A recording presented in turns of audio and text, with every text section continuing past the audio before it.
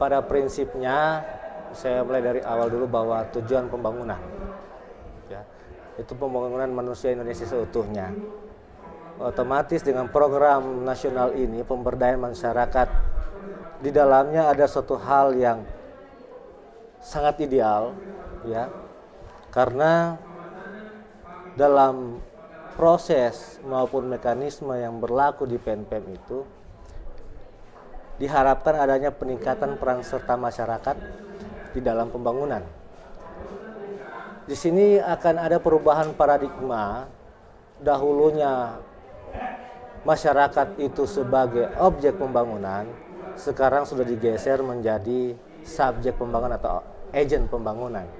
Nah, dengan proses-proses yang dilaksanakan melalui sistem yang ada di PNPM itu akan lebih baik. Saya kira suatu program yang sangat ditunggu-tunggu oleh masyarakat, di mana kita tahu bahwa bersamaan ataupun persis dengan bergulirnya PNPM, kondisi masyarakat saat itu pada suatu kondisi yang kritis dari akibat krisis ekonomi atau krisis multidimensi yang ada di negara kita ini, dan datanglah PNPM dengan program-programnya.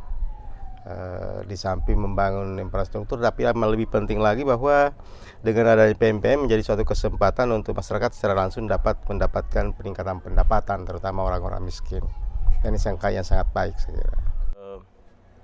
Program nasional pemberdayaan masyarakat saya kira satu terobosan pemerintah nasional, terutama untuk meningkatkan kapasitas masyarakat, ya. Itu yang paling utama kalau menurut saya, terutama di dalam proses perencanaan. Di situ diberikan ruang kepada masyarakat untuk menentukan sendiri tanpa intervensi siapapun untuk menentukan apa yang mau dilakukan sesuai dengan kebutuhannya. Dan PNPM ini sudah berjalan beberapa tahun dan saya kira hasil secara fisik sudah bisa dilihat. Kemudian pembukaan lapangan kerja, kalaupun lapangan kerja yang di-hire itu selama ini masih sebatas musiman gitu.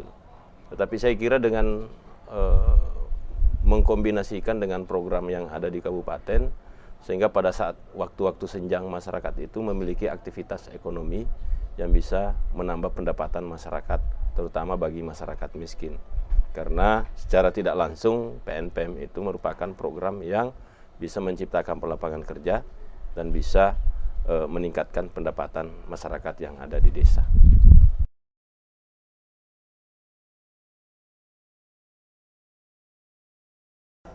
Jadi RBM itu kepanjangannya Ruang Belajar Masyarakat. Sebuah wadah di mana semua masyarakat, semua elemen, semua unsur bisa ikut berpartisipasi, bisa ikut berperan aktif di dalam proses belajar, proses berinteraktif tentang pengalaman, tentang pengetahuan apa saja yang terkait dengan program-program pembangunan ataupun terkait dengan hal-hal yang di sekitar kita. Jadi RBM ini menjadi satu bagian kegiatan di PNPM Mandiri Pedesaan.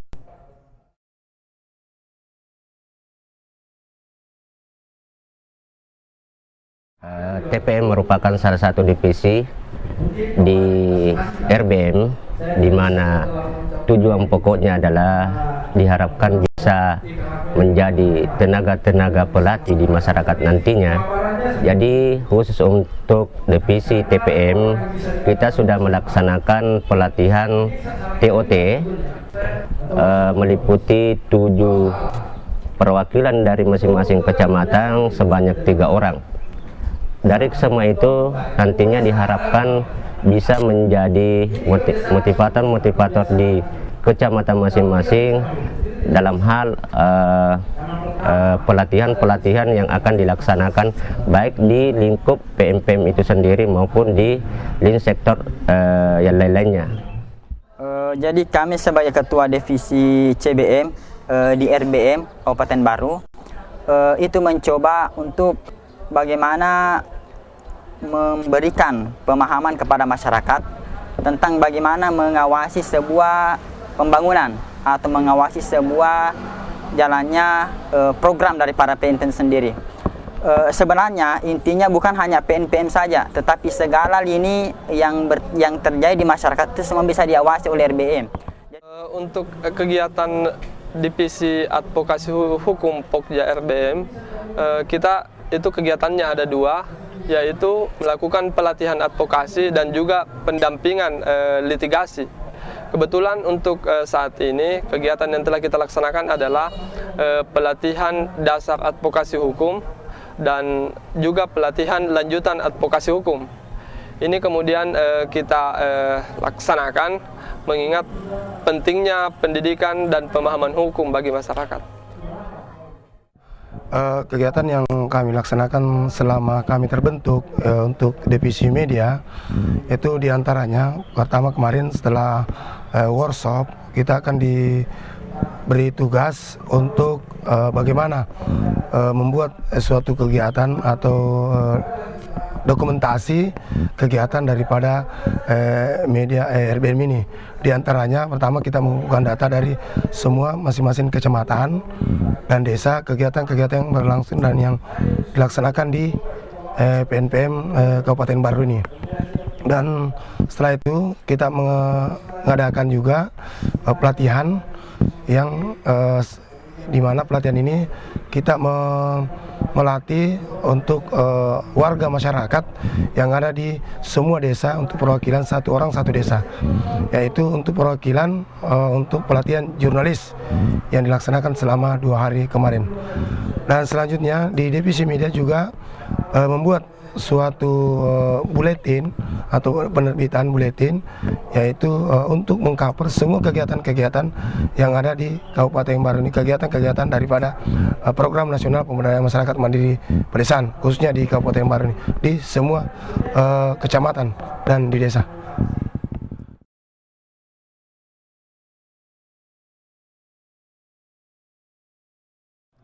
Saya kira RBM ini diperlukan karena mengingat PNPM Mandiri sudah begitu luas cakupannya. Di masa yang akan datang mungkin akan muncul permasalahan-permasalahan, mungkin muncul konflik di masyarakat, sehingga RBM ini sangat diperlukan untuk semata-mata adalah penguatan kelembagaan, memberikan pemahaman kepada pelaku, baik itu menerima manfaat daripada program pelaksanaan pemberdayaan masyarakat mandiri itu sendiri. Nah, melalui RBM ini diberikan pelatihan, ada proses belajar, kapasitas masyarakat semakin meningkat sehingga dia bisa melakukan kegiatan-kegiatan pembangunan di desa dengan baik sesuai dengan harapan program. Penyelesaian masalah-masalah kalau ada terjadi persoalan-persoalan sengketa terkait dengan pelaksanaan program, masyarakat bisa menyelesaikan sendiri melalui aturan-aturan lokal maupun aturan-aturan yang disepakati oleh masyarakat. Itu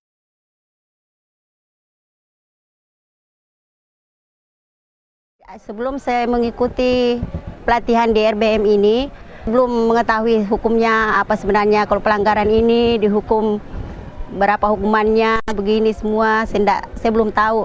Tapi syukur alhamdulillah setelah saya mengikuti pelatihan di RBM ini, kita artinya banyak masukan-masukan dari rekan-rekan dari 7 kecamatan, artinya banyaklah yang kita bisa sharing dari anggota.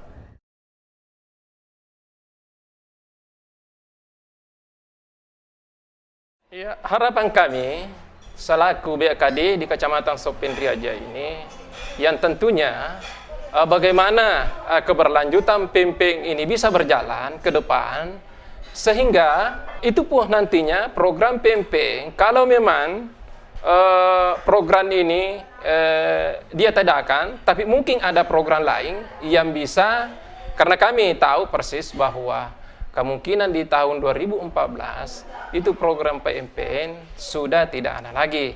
Tetapi mungkin ada program lain yang semacam ini bisa dijadikan program ini bisa dijadikan sebagai di tengah masyarakat, sehingga tidak mengurangi kegiatan yang semacam ini apa yang kita lakukan selama ini.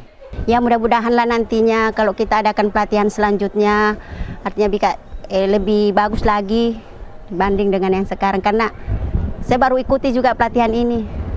Waktu pelatihan yang lalu saya tidak sempat ikut. Yang pasti ya, kami harapkan PMPM ke depan bisa lebih maju lagi, lebih besar lagi, bisa menjadi model di dalam rangka pelaksanaan pembangunan, khususnya peningkatan peran serta masyarakat dalam pembangunan itu sendiri. Kami berharap bahwa apa yang dilakukan oleh PMPM dapat dimaksimalkan untuk dimanfaatkan oleh masyarakat, termasuk dalam hal memelihara fasilitas-fasilitas sentral dibangun oleh PMPM, kemudian secara langsung bisa berpartisipasi di dalamnya, termasuk hal-hal yang bukan non fisik, misalnya dari simpan pinjam kelompok perempuan, agar partisipasi masyarakat ikut mendorong agar itu dapat berjalan dengan lancar. Harapan kami di pemerintah daerah supaya PNPM ini jangan berakhir begitu saja.